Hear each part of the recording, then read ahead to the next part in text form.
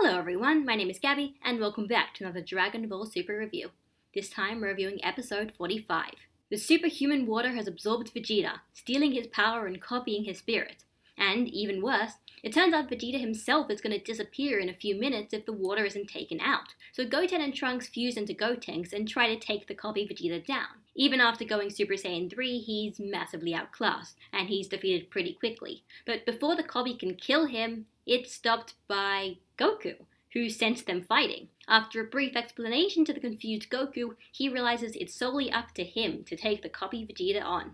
And Goku is excited to have a chance to fight his rival at full power. So, what did I like about this episode? Well, first of all, I did really kind of like the backstory for the superhuman water kind of thing. That it was this sort of creation done by this weaker race as sort of a foolproof way of defeating even stronger races. Like, if there's like a stronger guy, a stronger race that attacks them, like it's pretty, like the superhuman water can just deal with them immediately. Like, it absorbs them, it steals their power, and then it makes the original guys disappear. Like, that actually feels like a really good weapon, and it also kind of makes sense, and it also sort of also explains kind of the rumors that were going around about the superhuman water as well. So I think it was a good idea for a backstory. I mean, I don't know why they talked about it only in this episode and didn't really talk about it last episode, but that's another story. As for what I didn't like about this episode, it was just really just one thing about this episode, but it hit me really hard. And that's the fact that Super Saiyan 3 Gotenks, stood absolutely no chance against Copy-Vegeta. They tried everything, and Copy-Vegeta wasn't even really taking it seriously, and it could just deflect everything. Gotenks couldn't even land a hit on him. And that is just so depressing, because, if you think about it, Super Saiyan 3 Gotenks is probably the strongest member of the supporting cast right now. Because, Gohan's power is a bit up in the air right now, so he's the strongest member of the supporting cast, and he can't even land a hit on the Vegeta who isn't even taking this fight seriously. I know people are going to say that this is probably consistent in that all of the power-ups and training that Goku and Vegeta have undergone since pretty much the start of Dragon Ball Super means that they would be miles ahead of the supporting cast, the entire supporting cast. And I guess that's always been true, but this was the first time really that it really hit me just how far ahead Goku and Vegeta are from everyone else. And it's really depressing. Because of the fact that the strongest supporting cast member cannot even make Vegeta take a fight seriously, it just makes you realize then probably power-wise they might not ever catch up. And that means they probably, in a series like Dragon Ball, that means they will probably never do anything that relevant. I can't believe I'm going to have to say this, but this is basically confirming that Dragon Ball Super is pretty much going to be the Goku and Vegeta show. And that is just so heartbreaking because that's the one thing I said I didn't want Dragon Ball Super to do. And it's doing it.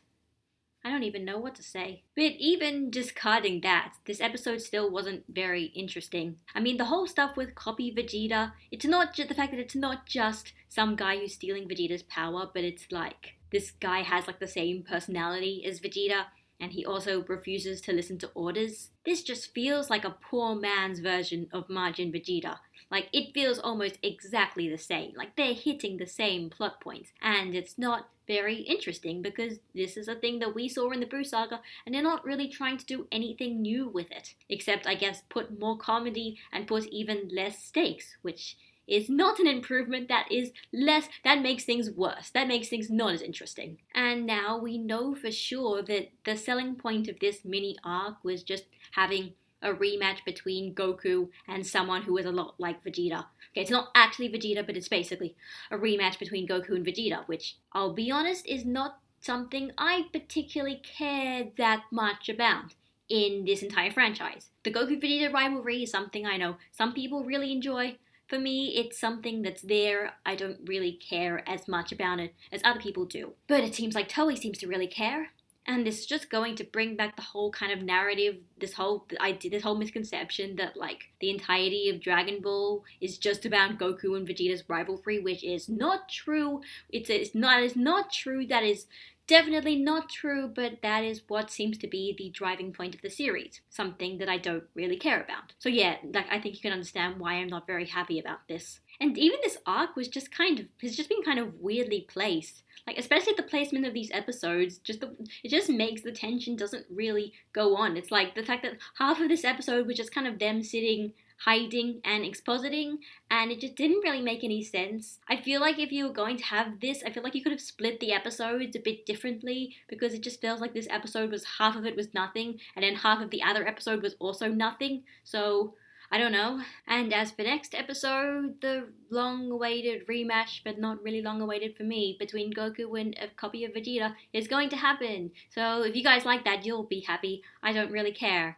But I mean, this arc might be able to be salvaged, perhaps, if like Goten and Trunks and some of the other characters actually play a role in defeating this copy Vegeta. Hopefully, this copy Vegeta is not going to be taken down by traditional means of just like Goku overpowering him, because there's some stuff about the preview that imply that maybe they need to actually just find a way to seal the water up as opposed to just like defeating the water and just like punching it really hard.